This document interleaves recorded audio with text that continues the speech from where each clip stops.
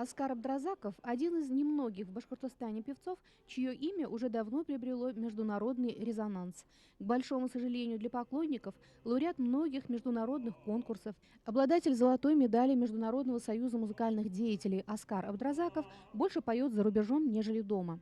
Так, после премьеры вердиевского «Набокко», которая состоялась в январе в Большом театре России и о которой мы уже сообщали телезрителям, певец выступил в итальянском городе Триесте, а после небольшой передышки в Уфе вновь улетел, на сей раз в Мадрид, где ему предстоит петь в опере Верди «Дон Карлос». Выдержать такой плотный гастрольный график под силу лишь человеку очень сильному физически и духовно, прошедшему через испытания армейской службы. Завсегдатые театра оперного привыкли видеть Аскара Абдразакова в самых разных обликах и в костюмах самых разных эпох и стилей. Но, думаю, мало кто видел Аскара в солдатской гимнастерке и в кирзовых сапогах. Да-да, не удивляйтесь.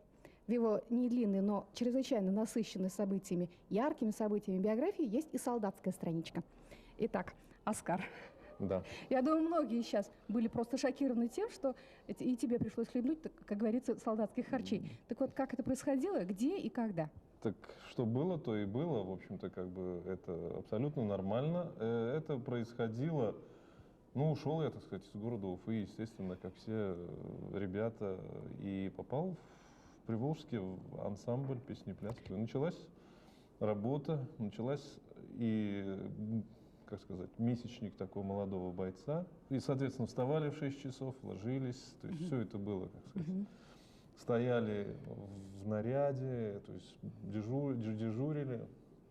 И картошку чистили? Картошку чистили, и в столовой как насчет работали. гауптвахты? Нет, у меня не было. Не было? Нет, Ты был примерно солдат? В общем, как бы да.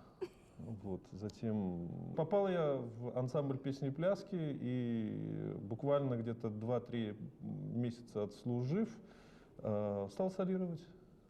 Меня просто определили как солист, и стал петь песни военные. Таким образом, твоя творческая карьера началась со строевой песни, так? Да. Удел оперных басов – это партия королей и священников, инквизиторов и нотариусов, и обязательно стариков. Такова специфика самого низкого из мужских голосов. Но это, к слову. Главное же в том, в чью бы тогу не рядился артист, и под какую бы маску грим не прятал свое лицо, нам, его поклонникам, дорого и близко его имя, и голос ласкает слух в любой из его ролей. Ведь в конечном итоге в шинели ли, в театральном ли костюме, в военной части или на оперной сцене любая служба хороша, если она нацелена на благо и во имя Отечества.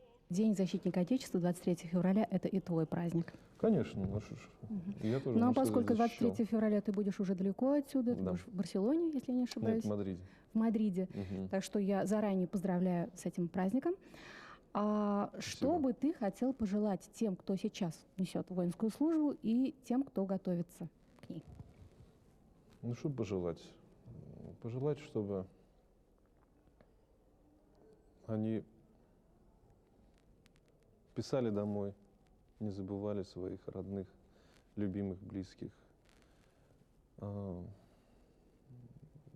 как всякий воин, конечно же, и работали, учились или, так сказать, служили во благо нашего народа, нашей России, Башкирии, где бы это ни было.